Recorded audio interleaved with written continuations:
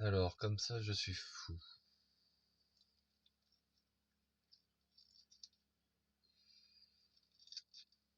Comme ça, je ne vais pas faire une thérapie. Je suis dangereux. Et elle fait tout ce qu'elle peut pour le protéger de mes griffes malsaines.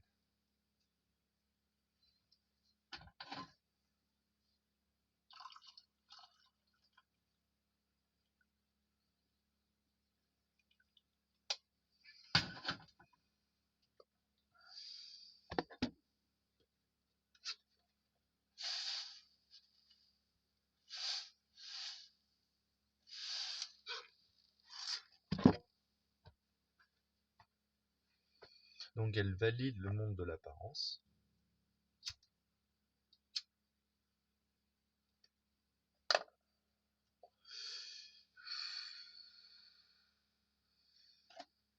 Je vis peut-être dans une caravane, mais moi au moins le café que je bois il est bon quoi. Il est un peu chaud.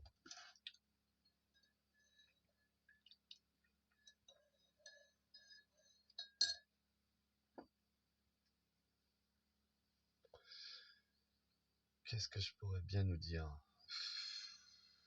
Regarde pas cette vidéo. Ça sert à rien. Ça va être ma soupape de décompression pendant le 30 mars au plus tard, ça va être. Ça va être une longue année, un long hiver.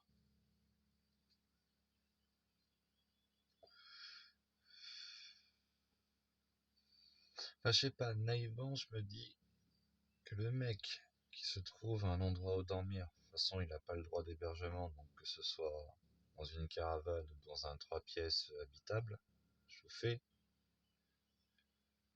Si on se projette sur une vision long terme, étant donné que je n'ai pas un travail régulier pour le moment,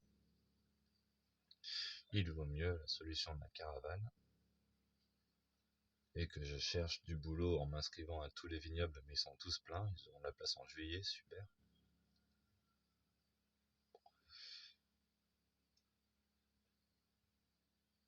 Ou que j'aille, c'est le 18,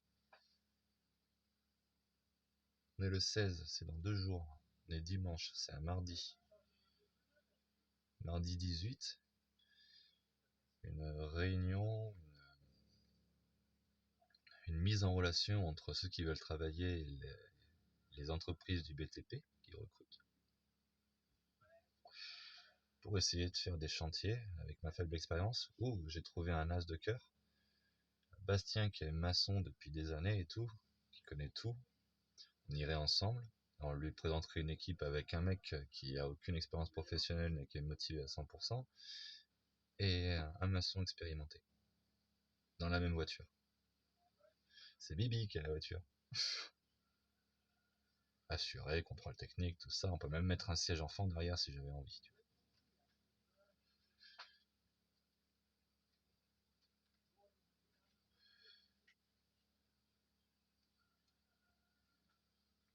Et je me dis naïvement qu'avec ma sobriété quotidienne, le fait que je mange pas beaucoup, que je me restreigne à tout, la clope c'est ma plus grosse dépense. Putain, il faudrait que j'arrête de fumer aussi. Ça va pas être simple.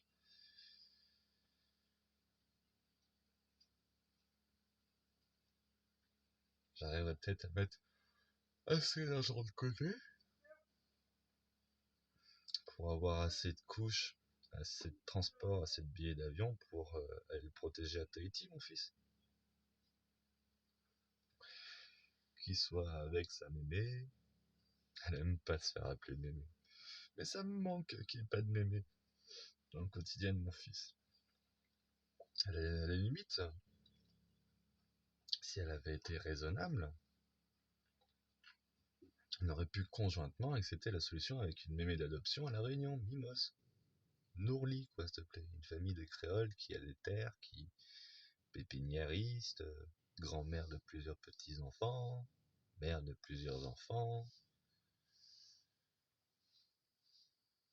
Je sais pas, il y a Mimos qui est à la maison, c'est un échange gagnant-gagnant. Bon, moi je prends pas un loyer, mais elle paye mes impôts. grâce à Mimose, la maison est stabilisée. Et en plus, elle fait même les visites, quoi, pour essayer de la vendre. Mais j'avoue que j'ai pas trop envie de la vendre. Je me dis, je la vends demain à 350 000 euros qui tombent. Ça va partir en frais, ça va partir en moi qui va me lâcher, qui va commencer à dépenser. Je vais commencer à dilapider un capital, quoi. Je préfère accepter la proposition de vente. Et en plus je vais attendre, plus ça sera cher.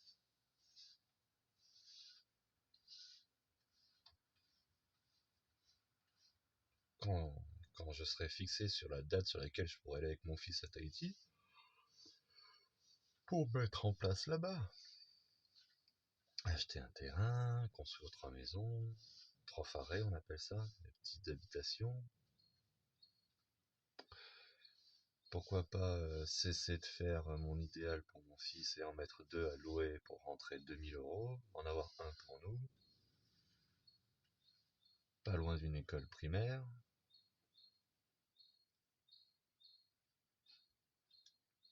Et en plus, si la mère voulait venir avec moi, elle pourrait être à la maison avec le petit, faire sa vie d'artiste, qu'elle gérait elle-même la maison et tout.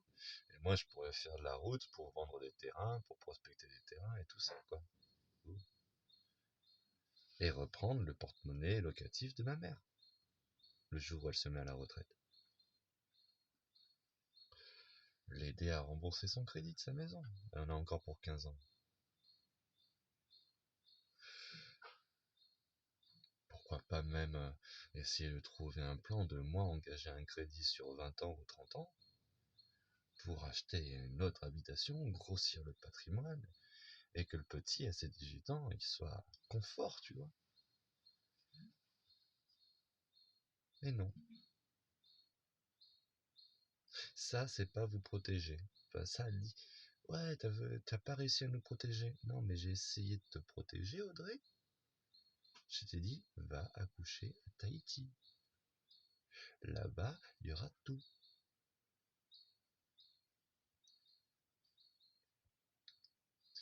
Un système social pour les enfants qui est bien moins casse-couille qu'en France. Une maison qui est maniaque comme tu les aimes. Et la possibilité de moi arriver après et de nous mettre bien, tu vois, en vendant la maison de la Réunion. T'as pas réussi à nous protéger. Non, tu nous as enterrés à la Réunion. Avec toi qui en glande pas une et toi qui te plains de tout. À me reprocher 1000 travers, 1000 folies. Ce personnage sur internet, qui est extrêmement violent par moments, je vous l'accorde tous, est une fiction, dit l'espiègle. Dans ma vie de tous les jours, je suis calme. J'ai plusieurs expériences où je me suis fait agresser et je suis resté calme. Même en prenant des coups. Enfin, je suis quelqu'un de passif dans la vie de tous les jours, et tu le sais. Tu m'as vu violent? Tu m'as craché dessus, tu m'as hurlé dessus, tu m'as frappé physiquement. Tu m'as trahi émotionnellement parlant. Tu m'as demandé de faire confiance à une nana qui m'a menti à plusieurs reprises.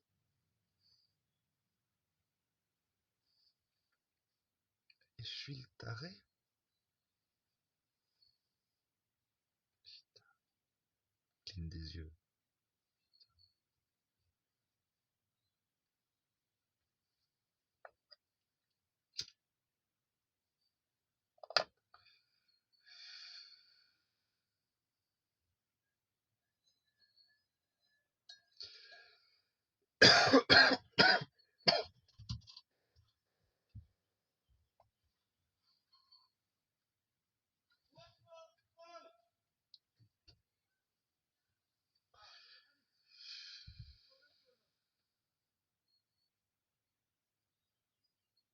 Qu'une envie. C'est que ce cauchemar cesse.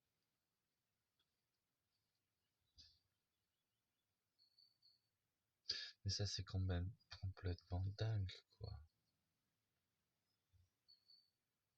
J'ai accepté toutes les médiations qui m'ont été proposées, psychologue, tout ça. Je nous ai proposé dès son 4e ou 5e mois. Allons voir un psy tous les deux.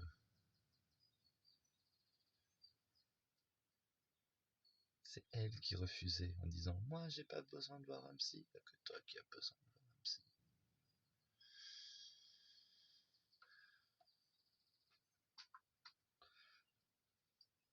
T'es une nana insupportable pour qui tout est dû, qui est, comment on pourrait dire, oppressive émotionnellement parlant H24. Tous les matins, tu te levais avec l'humeur dans les chaussettes, il fallait t'apporter tes fruits et tes légumes, sinon tu te sentais pas bien.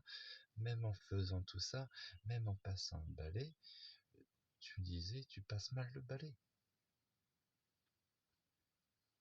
Je fais l'effort de faire des tâches ménagères pour te faire plaisir, et en plus en nettoyant ta merde à toi, et tu trouves encore le moyen de critiquer.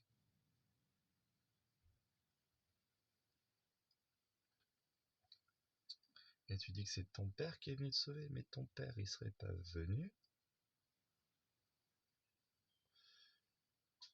Ma mère, elle avait un dossier comme ça pour Tahiti, 1000 attestations sur l'honneur que c'est une personne morale, saine et bien.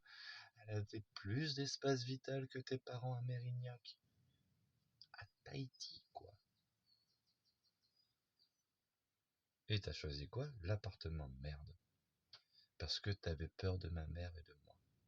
Tu sais pourquoi, Audrey, t'as peur de ma mère et de moi? Parce que tes parents passifs qui veulent la tranquillité passent l'éponge sur ton côté insupportable, te disent jamais ce qu'ils pensent de toi, ils te laissent divaguer, ils te laissent dans ton ignorance et dans ton illusion de tuer la femme parfaite, tout ça. Alors qu'avec ma mère et avec moi, quand tu te comportes comme une petite gamine égocentrique, une adolescente en crise, on te le dit. Audrey grandit.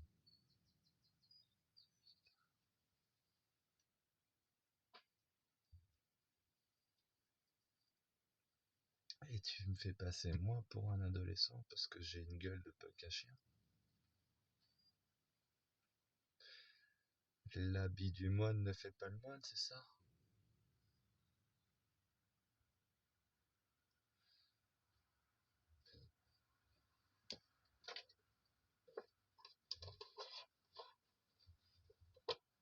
Punk à chien.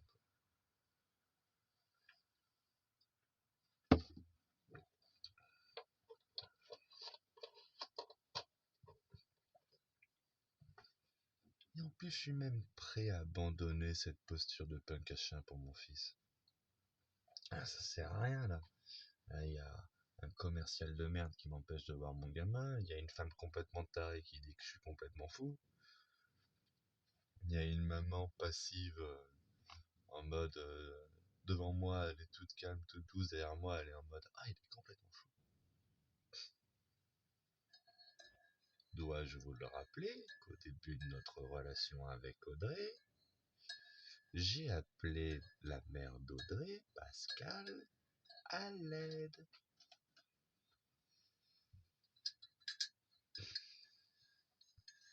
Au secours, votre fille est insupportable, incohérente, elle joue avec mes émotions, elle ne sait pas se prendre en main. Vous êtes les bienvenus à la maison quand vous voulez. Pitié, venez. Récupérez-la, prenez-la en charge, mettez-lui un appart quelque part, ramenez-la en France. C'est votre fille. J'ai fait ce que j'ai pu pour l'aider. Et j'ai été remercié comment? Vous me volez mon gamin? Tu m'étonnes que je fume un paquet tous les 2 jours. Normalement, un paquet, ça me fait une semaine.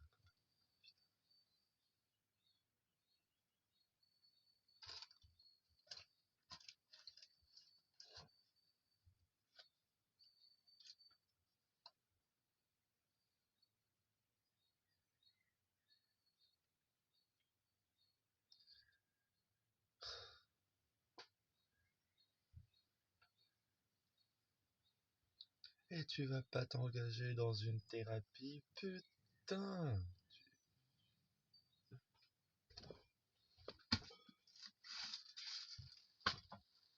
Ça, tu vois ça, c'est mon premier procès dans ma vie.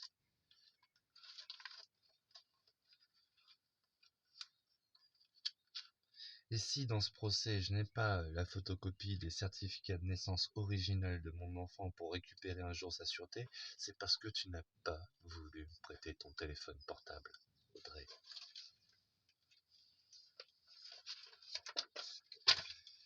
Monsieur Amanieu, entretien jeudi 18 mars à 9h, lundi 29 mars à 11h. Polo Marie-Carmen, psychologue clinicien.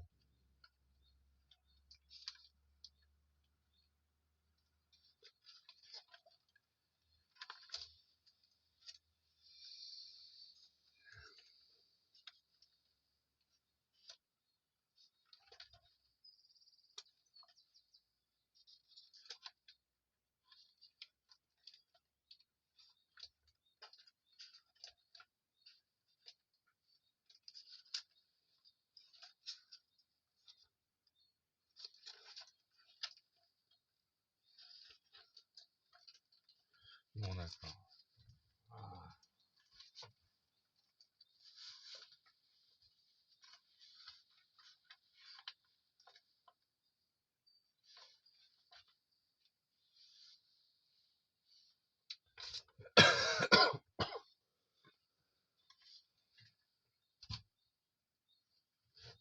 Je sous-signais docteur, donc là c'est même pas une psychologue, c'est un docteur, quoi. Docteur Karzania Lassima certifie que Monsieur Emmanuel Quentin s'est présenté à ce jour à sa consultation au centre médico-psychologue Labourdonnais, attestation établie à la demande de l'intéressé et remise en main propre pour servir et faire valoir ce que de droit fait à Saint-Denis le 31 mars 2021.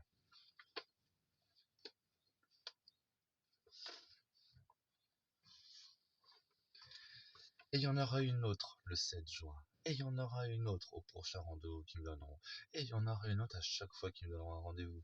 Et peut-être même que je vais me rapprocher d'un autre truc de psychologue, je sais pas où, dans le coin. On m'a parlé d'un centre pas loin d'ici.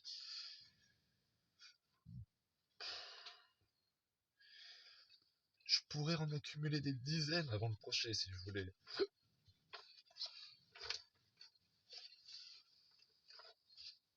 Tu crois que j'ai que ça à foutre, moi, d'aller voir un psy qui n'est pas remboursé à 50 € pour... Qu'est-ce qu'ils m'ont dit? Qu'est-ce qu'elle m'a dit, Nassima? Elle m'a dit, vous êtes sensible à la raison, tout devrait bien se passer pour vous. Qu'est-ce que m'a dit Carmen? Oui, ce que vous vivez est très difficile. Tenez bon, ça va aller. Vous êtes quelqu'un de bien. Et encore, au moment de discuter de toi, Audrey, qu'est-ce qu'a été mon discours? Je préfère ne pas en parler sans elle. J'aimerais bien qu'elle soit présente également. J'ai même pas bavé dans ton dos.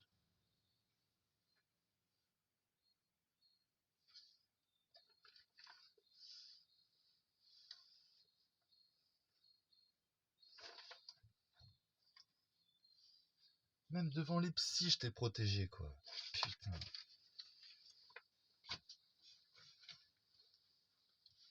Et tout ça pourquoi? Pour que tu me fasses passer pour un fou?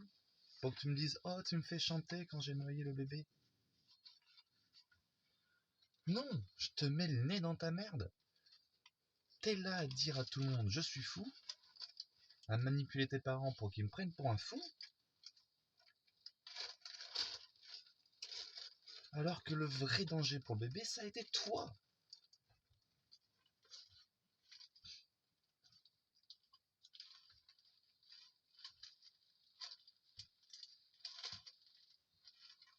Je t'avais supplié de pas couper le cordon ombilical, pour que ça puisse être un bébé lotus, qui puisse avoir une belle courbe de prise de poids dès sa naissance et qui ne perde pas ses 300 grammes au début.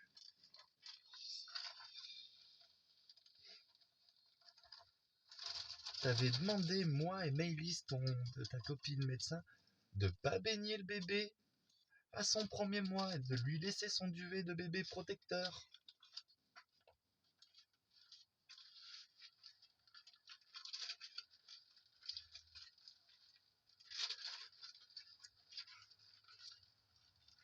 un jour avant le placement, 2 jours avant le placement, on le voyait téter à vide et avoir souvent faim, on t'avait demandé, on peut lui mettre un biberon dans le bec? Non, allaitement exclusif, à fumer des gens. T'as vu un tuto à la con sur internet, tu t'es pris pour une ostéopathe, tu lui as fait un crack sur le plexus solaire. T'as écouté personne sur les positions, comment il fallait endormir le bébé.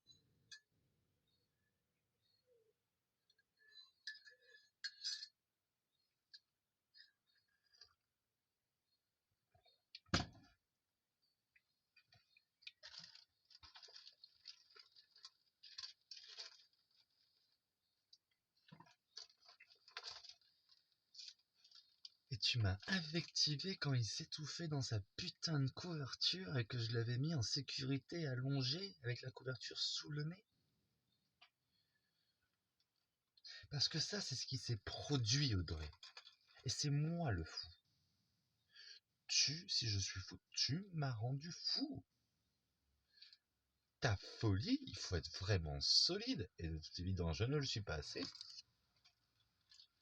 pour résister à ta folie.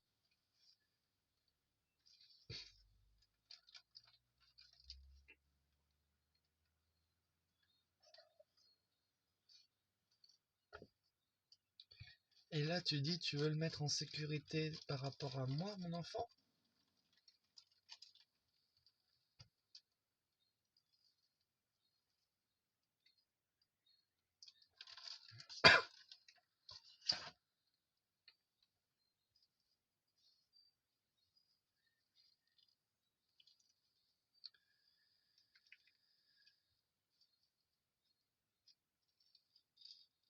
Je vois mon fils grandir à travers des photos où par moments je galère à les obtenir. Je te demande la photo d'aujourd'hui, tu m'envoies la photo de la veille, où on voit ta tête dessus. Ah, tu l'as fait qu'une fois, ça va. C'est bon, je sais que t'es tout le temps avec lui et que t'es souvent seul avec lui. C'est justement ça le problème.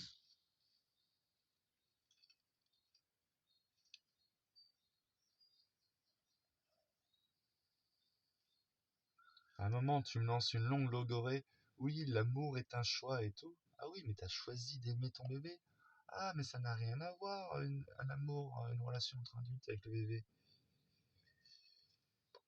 Quand on est amoureux, quand on aime, on aime.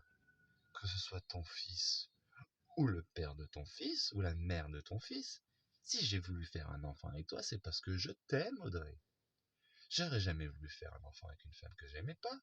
Je n'avais pas envie d'offrir à mon enfant un père qui aime pas sa mère.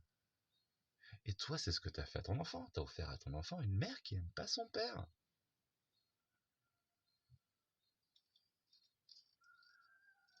Parce que pour toi, l'amour est un choix. Mais putain, si j'avais le choix de pas t'aimer, promis, j'aurais fait le choix de pas t'aimer. Hein. Non, c'est un truc qui te tombe sur la gueule. Et après, t'es sa pute, quoi.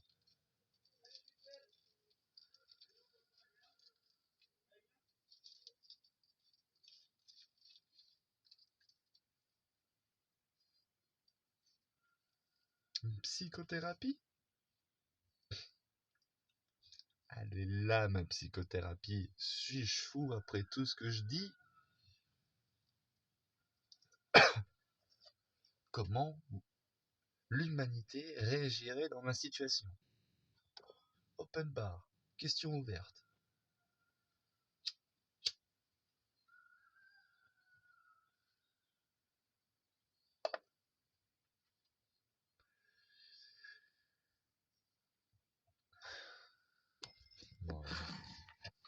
Bon, c'est dit aujourd'hui. Je t'aime, démon de merde. Putain.